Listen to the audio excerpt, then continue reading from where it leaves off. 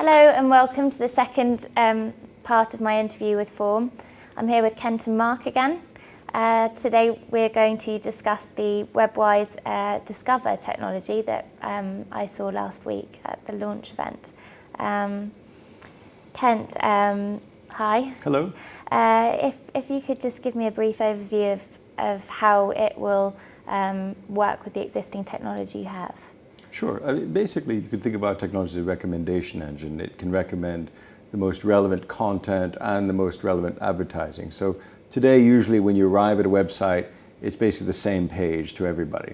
With the advent of Webwise Discover, what it allows you to do is to see the kinds of articles and content that website would recommend to you based upon your interests.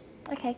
And Marc, could you just I'm not that familiar with the market on this technology. Is there anything else in the market of this kind that's actually linked to?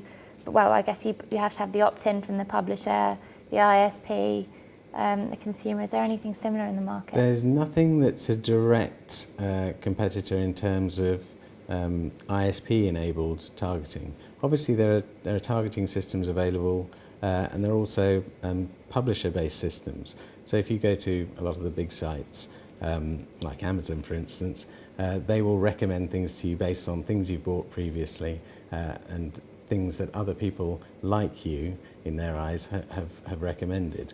And if you go to a search engine, your search engine results are enhanced by knowledge of what you've searched previously, because the search engine is storing information about your search results.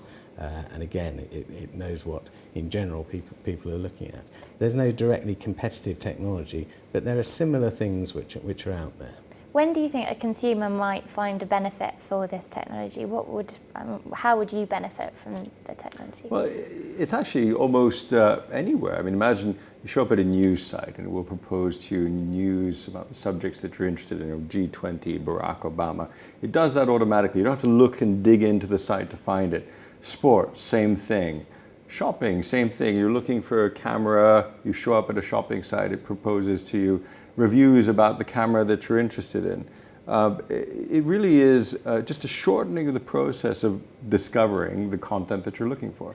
Do you think when you're reading a story about Obama and his policy on the Middle East, you'll want to have your red wine interest show up on the right-hand side of your screen? Would you then scroll to do you think you'd stop what you're doing and move on to that? No, I don't think you'd stop what you're doing. I think you would basically complete what you're doing, and it would give you a good idea of where to go next.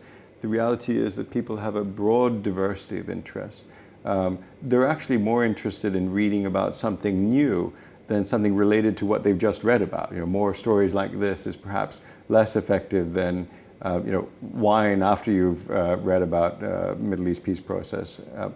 The internet is this massive treasure trove of information, and anything that can help people come across things that might be useful to them or interesting to them, I think is a good thing, and so do consumers. And is that where you got where did you get the idea for this consumer side of the technology? Well, I mean, the same way as any website always has a consumer side of it, and then it has a revenue model side of it, which is advertising. Same here. The reality is that we have the ability to not just have a better website, but actually make millions of websites better by offering up this platform for them to use. Because you've had the advertising offering for a while, so why did you decide to launch the consumer side so late in the day? Well, we've been working on this for a long, long time. The reality is that the Discover piece is very, very complex. It is a layer of complexity above the advertising piece. And the fact is that we felt that with the launch of Korea, that this was a good time to announce this product, because this is the first time that consumers at scale were going to be seeing this thing live and working. So it was a good time to announce it. Unfortunately, neither Marc nor I speak Korean, so the UK, which is where we're based, was a good place to announce it. So why did you actually launch in Korea then? I mean, first, how have you actually got such a base in Korea to launch that technology? Well, we've been speaking to ISPs around the world, and it just so happens that KT, our partner in Korea, was able to progress rapidly and offer this to their consumers first, but by no means the last. And we're very excited about what's happening over there. Did that agreement come before or after your agreements with ISPs in the UK, like TalkTalk, BT? No, and the UK agreements came first, but the reality is that we've been having conversations with ISPs around the world for several years now. Okay, so what's delaying those ISPs in the UK? I think just the need to get it right, the need to get the complete offering in front of consumers, and obviously the announcement the other day was a very important part of that. Okay, and you've been talking to the government as well on their views of behavioural advertising.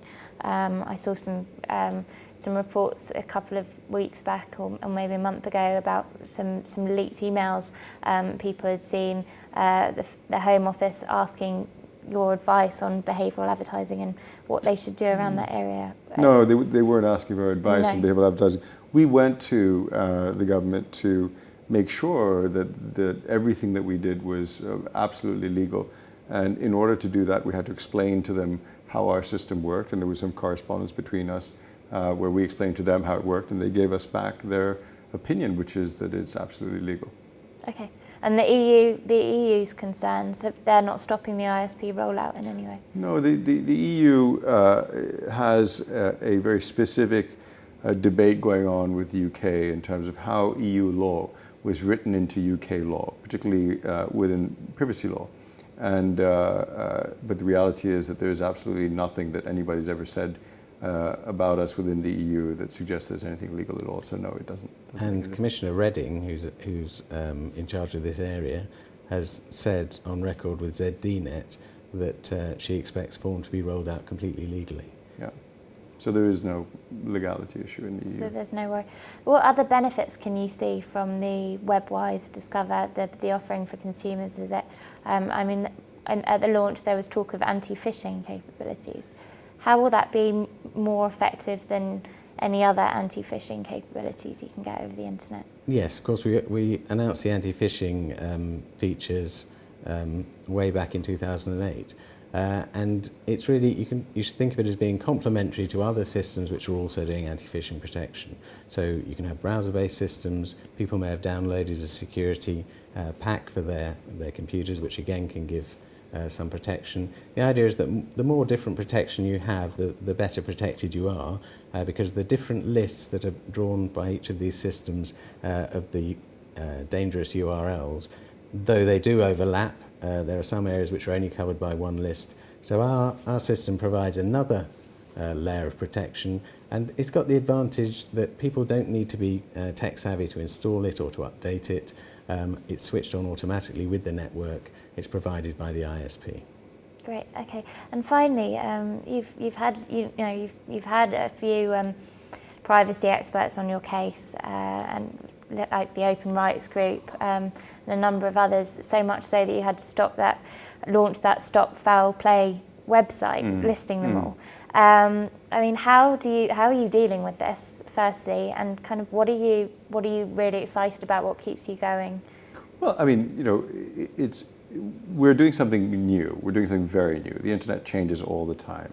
And when you are doing something that is as groundbreaking as what we're doing, obviously you have a responsibility to explain to people how it works, how it's safe, what it can do for them. And we have been doing that for some time. We're very pleased with the result. As we mentioned, we went out to I think 2,000 consumers and proposed to them what we were offering in terms of the Webwise Discover, and something like 81%, 82% said yes, they like it. So obviously we're doing a good job of actually getting people to look forward to what we're doing. So what keeps us going is the ability to offer useful, exciting, new, groundbreaking things to consumers, and that's what we did last Wednesday. And some people have said nice things about us on the privacy side as well. I mean, we met people informally inside the European Commission who said, this looks to us like privacy-enhancing technology. It's actually a plus. And even one of our staunchest critics, Richard Clayton, has said on the data protection side, that Phorm has cracked the data protection problem. So why is that then? How's it cracked the data protection? Because very importantly, What we don't do is collect a whole load of data, stick it in a place and constantly remine it. We don't cross-reference with information from outside. We avoid getting any personal data at all. We never have your name, we never have your address, we don't look to integrate with the ISP's databases. So not only do we not have personal information, but the information we're matching with is only used temporarily, and the information we store is only for this very specific purpose of delivering recommendations, accurate recommendations. And so what we have is data minimization by design, which is far ahead of most of the practitioners in the online advertising space. We only collect the absolute minimum amount of data. We collect it for a purpose which is very clear. We get consent from the user. They know what's being done with the data. As soon as the data is no longer required, we delete it, we throw it away. And so people are recognizing that actually we're delivering something new here and something that's better than what's being done previously. Well, thanks for joining us today, and thank you.